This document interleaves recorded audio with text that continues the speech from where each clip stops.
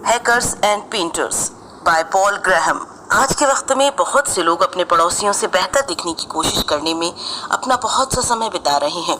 लोग समाज के खौफ से वो काम नहीं करते जो वो करना चाहते हैं, क्योंकि वे नहीं चाहते कि उनकी इमेज खराब हो। लेकिन हमारे बीच में कुछ इस तरह के लोग रहते हैं जिन्हें समाज और उसके नियम से कोई फर्क नहीं पड़ता। ये किताब उन्हीं के लिए लिखी गई है। आज का जमाना टेक्नोलॉजी का जमाना है। जो लोग नए किस्म के सॉफ्टवेयर बनाकर मार्केट में ला रहे हैं और लोगों की समस्या को सुलझा रहे हैं, वो लोग बहुत अच्छा पैसा कमा रहे हैं और कामयाब लोगों में गिने जा रहे हैं। अगर आप एक प्रोग्रामर हैं तो ये किताब आपको बताएगी कि आप किस तरह से कामयाब हो सकते हैं। ये किताब हमें प्रोग्रामिंग लैंग्वेज के बारे में भी बहुत सी बातें बताती है। इसे पढ़कर आप सीखेंगे हैकर्स और पेंटर्स किस तरह से एक जैसे होते हैं।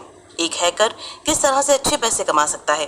प्रोग्रामिंग लैंग्वेज क्या है और क्यों हमें बहुत सी प्रोग्रामिंग लैंग्वेजेस की जरूरत है।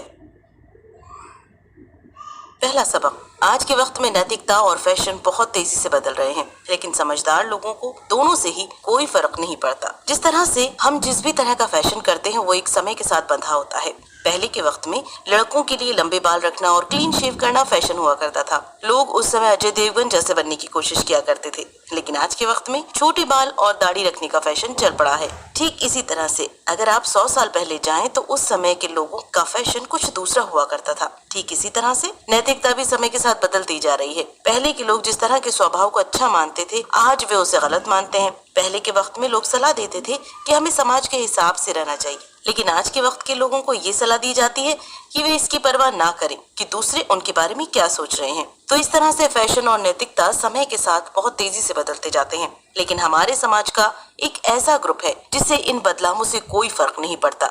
इन्हें नर्ड कहा जाता है, जिसका मतलब उन लोगों से है जो अकेले रहते हैं और बहुत दिमाग वाले होते हैं। नर्ड अपने दोस्तों में बिल्कुल पॉपुलर नहीं होते हैं और ना ही वे बनने की कोशिश करते हैं। वे अपना खाली समय खुद को बेहतर बनाने के लिए इस्तेमाल करते हैं।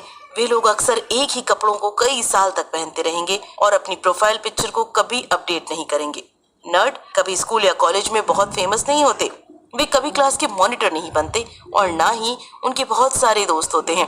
वे ज्यादातर समय खुद को बेहतर बनाने में बिताते हैं और इसीलिए जब वे स्कूल या कॉलेज से बाहर आते हैं तो वे असल जिंदगी में बहुत अच्छा करते हैं, जहाँ पर फेमस होना कुछ ज्यादा मायने नहीं रखता।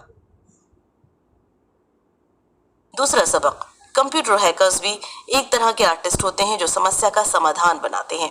बहुत से लोग जब हैकर्स का नाम सुनते हैं तो उनके दिमाग में एक आदमी आता है जो कि अंधेरे कमरे में कंप्यूटर के सामने बैठकर किसी कंपनी की सिक्योरिटी तोड़ने की कोशिश कर रहा है। लेकिन जब वे एक पेंटर के बारे में सोचते हैं तो उनके दिमाग में एक ऐसा व्यक्ति आता है जो कि एक मास्टरपीस बनाने की कोशिश कर रहा है। लेकिन यहाँ पर हम आपको बता दें कि एक हैकर और एक पेंटर में बहुत सी बातें मिलती हैं।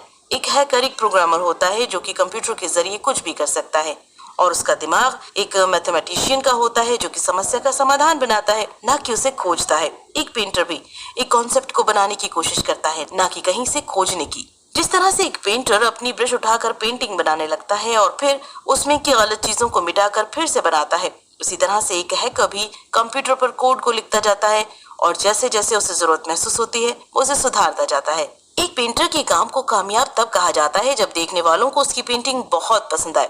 ठीक इसी तरह से एक हैकर के काम को कामयाब तब कहा जाता है जब उसका सॉफ्टवेयर इस्तेमाल करने वालों की समस्या सुलझ जाए और वे उससे खुश हो जाएं। एक पेंटर की तरह उसका भी गोल होता है अपने ऑडियंस को खुश करना। इस तरह से हैकर और पेंटर दोनों का दिमाग काम करने का तरीका और गोल एक ही होता है। तीसरा सबक, एक बेहतरीन हैकर बनने के लिए आपको नियमों को तोड़ना होगा। हम तब तक कुछ बेहतर नहीं बना सकते जब तक इस समय की चीजों पर एक्सपेरिमेंट ना करें। हम तब तक बेहतर नियम नहीं बना सकते जब तक हम समय के नियमों को ना तोड़ें। इसीलिए एक हैकर का काम कुछ लोगों को गैर कानूनी लग सकता है, लेकिन यही एक तरीका है जिससे वो कुछ बेहतर बना सकते हैं। एक हैकर होने के लिए आपको नियमों को तोड़ना होगा। इसके लिए आपको उस काम को पढ़ना होगा और उसे बेहतर बनाने की कोशिश करनी होगी जो कि आपसे पहले किया गया हो। इसका मतलब आपको उस काम को समझने की और बेहतर बनाने की कोशिश करनी होगी जो कि कॉपीराइट प्रोटेक्शन में है और ये एक गैर कानूनी काम है। हैकर्स हमेशा उत्सुकता में आकर नियमों को तोड़ते हैं। वे नए सॉफ्टवेयर और टेक्नोलॉजी में इतनी ज्यादा दिलचस्पी रखते हैं कि उसे समझने के लिए वे किसी भी सिक्योरिटी को तोड़ देते हैं। सबसे पहले जब कंप्यूटर सिक्योरिटी को तोड़ना एक अपराध कहा गया था तो AFBI ने बहुत से हैकर्स को गिरफ्तार किया था, लेकिन वे इस केस पर अच्छे से काम नहीं कर पा रहे थे क्योंकि हैकर्स का मकसद किसी को नुकसान पहुंचाना या चोरी करने का नहीं होता था। वे उत्सुकता में आकर ये सारे काम करते थे। इसीलिए अगर आपको एक अच्छा हैकर बनना है तो आपको नियमों के हिसाब से चलना छोड़ना होगा। इस तरह से आप उन पर उंगली उठाते हैं जो आपके फील्ड के एक्सपर्ट हैं। आप पुराने आइडियाज से बेहतर आइडिया पैदा करने की कोशिश करते हैं, जिससे कि आप एक समस्या का बेहतर समाधान खोज पाते हैं। हैकर्स नर्ड होते हैं जिन्हें समाज से कोई फर्क नहीं पड़ता और उनकी यही खूबी उन्हें एक्सपेरिमेंट करने की आजादी देती है। चौथा सबक, एक स्टार्टअप शुरू करना अमीर बनने का सबसे आसान तरीका है। अगर आप एक अच्छे प्रोग्रामर हैं और किसी कंपनी के लिए काम करने के लिए सोच रहे हैं तो आप कभी अमीर नहीं बनेंगे। आपके काम से कंपनी को बहुत फायदा होगा, लेकिन जिस हिसाब से कंपनी आगे बढ़ेगी उस हिसाब से आपकी सैलरी आगे नहीं बढ़ेगी। इसीलिए खुद का स्टार्टअप करके ही आप अमीर बन सकते हैं। स्टार्टअप शुरू करने के बाद आपको उसके ऊपर बहुत ज्यादा काम करना होगा, लेकिन अंत में आप इससे बहुत ज्यादा पैसा कमा पाएंगे। लेखक ने 2 कंपनियों की शुरुआत की थी और उन्होंने बाद में उसे करोड़ों में बेच दिया। इस तरह से वे अब एक बहुत अच्छी जिंदगी जी रहे हैं। लेकिन यहाँ पर बहुत से लोग अमीर बनने के खिलाफ होते हैं। उन्हें लगता है कि एक व्यक्ति के अमीर बनने के लिए बहुत से लोगों का गरीब रहना जरूरी है। उन्हें लगता है कि यहाँ पर साधन और पैसा एक सीमा में है और हर किसी के अमीर बनने के लिए काफी नहीं है। लेकिन यहाँ पर यह समझना जरूरी है कि आप संपत्ति को अपनी काबिलियत के हिसाब से पैदा करते हैं। अगर हर कोई काबिल बन जाए तो हर कोई उसके हिसाब से संपत्ति पैदा कर सकता है। वो किसी का हिस्सा नहीं ले रहा है बल्कि खुद का हिस्सा बना रहा है। इसीलिए यहाँ पर हर कोई अमीर बन सकता है। इसके अलावा जैसा कि हमने पहले कहा था कि खुद का स्टार्टअप शुरू करने के बाद आपको बहुत ज्यादा काम करना होगा। तो अगर आप एक आम आदमी के मुकाबले बहुत ज्यादा काम कर रहे हैं और एक ऐसा प्रोडक्ट बना रहे हैं जिसे हर कोई पसंद कर रहा है, तो क्या आपका हक नहीं बनता कि आप ज्यादा पैसे कमाकर ज्यादा अच्छी जिंदगी जिए? इसीलिए अमीर बनने में कोई बुराई नहीं है। 5वां सबक, आपके यूजर का फीडबैक ही आपकी कामयाबी की निशानी है। आपको अपने प्रोडक्ट को हमेशा अपने यूजर के हिसाब से डिजाइन करना चाहिए। सबसे पहले आपको उसका एक प्रोटोटाइप तैयार करके मार्केट में लॉन्च कर देना चाहिए ताकि आपको अपने असली यूजर्स के फीडबैक मिल सके कि वे असल में आपसे क्या चाहते हैं। ऐसा आप जितनी जल्दी कर सकेंगे ये आपके लिए उतना अच्छा होगा, क्योंकि इससे आपको जल्दी से जल्दी ये पता लग जाएगा कि आपका ग्राहक किस तरह की समस्या से परेशान है और आप किस तरह से उसे दूर कर सकते हैं। लेन ऑस्टिन एक लेखिका थी जो कि अपनी किताबों को सबसे पहले अपने परिवार और दोस्तों के सामने पढ़ती थी। फिर वे उनसे पूछती थी कि इस कहानी में क्या सुनना पसंद करेंगे और उसके हिसाब से उसमें सुधार करती थी। इस तरह से जब आप अपने यूजर्स के हिसाब से एक सॉफ्टवेयर बनाएंगे तो वे आपको उसके लिए पैसा भी देंगे। लेकिन अगर आप बहुत से ऐसे फीचर डाल देंगे जो कि देखने में अच्छे लग रहे हैं लेकिन उससे यूजर की समस्या नहीं सुलझ रही है तो वे उसे नहीं खरीदेंगे। जब आपके यूजर आपके ऐप को खरीदने लगेंगे तो उससे मिले पैसे को आप उस ऐप में फिर से लगा सकेंगे और उसे और बेहतर बनाकर ज्यादा यूजर्स को अपनी तरफ खींच पाएंगे। साथ ही जब आपके पास यूजर्स होंगे तो आप उस सॉफ्टवेयर को अच्छी कीमत पर बेच पाएंगे। इसीलिए अपने यूजर्स के हिसाब से काम करना आपके लिए सबसे ज्यादा जरूरी है, क्योंकि इसी से आपकी कंपनी आगे जाएगी।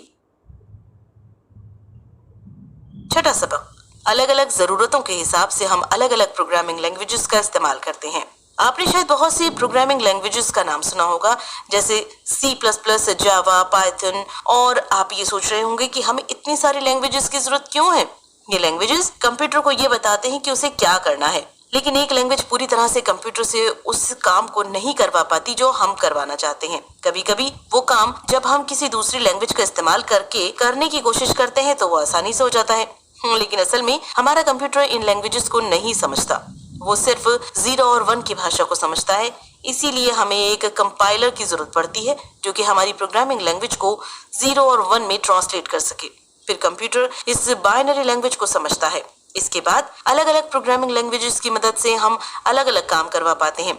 एग्जाम्पल के लिए C या C++ में लिखे गए कोड बहुत तेज चलने वाले सॉफ्टवेयर बनाते हैं, जबकि इन्हें समझना मुश्किल होता है। ठीक इसी तरह से पाइथन में लिखे गए कोड आसान होते हैं, लेकिन इससे बहुत धीरे काम करने वाले सॉफ्टवेयर बनते हैं। एक प्रोग्रामिंग लैंग्वेज में आप जो काम 10 लाइन का कोड लिखकर कर रहे हैं वो किसी दूसरी प्रोग्रामिंग लैंग्वेज में सिर्फ 4 लाइन के कोड से हो जाता है। तो इसीलिए हम अलग अलग प्रोग्रामिंग लैंग्वेजेस का इस्तेमाल करते हैं अपनी अलग अलग जरूरतों को पूरा करने के लिए। लेकिन इन सारी प्रोग्रामिंग लैंग्वेजेस को समय के साथ बेहतर बनाया जा रहा है। पहले के वक्त में सिर्फ बड़ी कंपनियां ही प्रोग्रामिंग लैंग्वेज बनाती थी और उसमें सुधार करती थी, लेकिन आज के वक्त में कोई भी बहुत कम पैसों में जरूरी मशीनों को लाकर इस समय चलने वाली किसी प्रोग्रामिंग लैंग्वेजेस को अपडेट कर सकता है या फिर अपनी जरूरत के हिसाब से नई लैंग्वेज बना सकता है। 7वां सबक, एक अच्छी प्रोग्रामिंग लैंग्वेज वो होती है जो प्रोग्रामर की जरूरतों को पूरा करे। अगर आपको 1000 तरह की फिल्में दिखाई जाएं और आपसे ये पूछा जाए कि उसमें से आपको सबसे अच्छी फिल्म कौन सी लगी, तो आप अपनी पसंद नापसंद के हिसाब से उनमें से अच्छे को चुनेंगे। ठीक उसी तरह से दुनिया में बहुत सी प्रोग्रामिंग लैंग्वेजेस हैं, लेकिन एक प्रोग्रामर हमेशा उसमें से अपनी फेवरेट चुनता है और उसी में प्रोग्रामिंग करना पसंद करता है।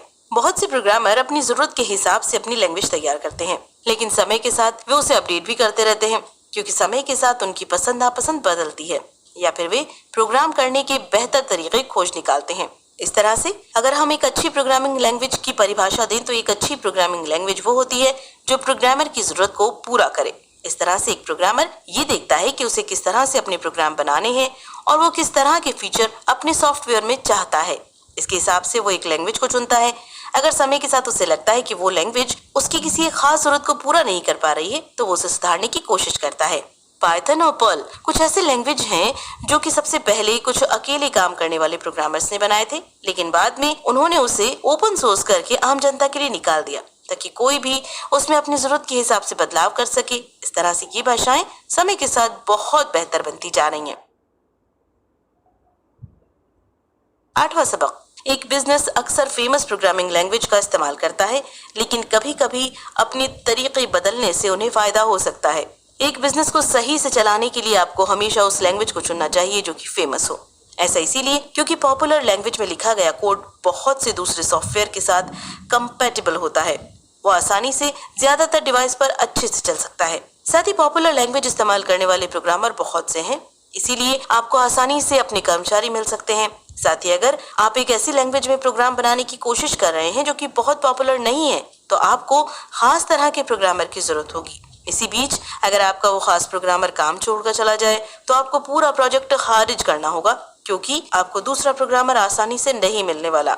इसीलिए ज्यादातर बिजनेसेस को उन प्रोग्रामिंग लैंग्वेजेस का इस्तेमाल करना चाहिए जो कि पॉपुलर हैं, लेकिन इसके कुछ नुकसान भी हो सकते हैं।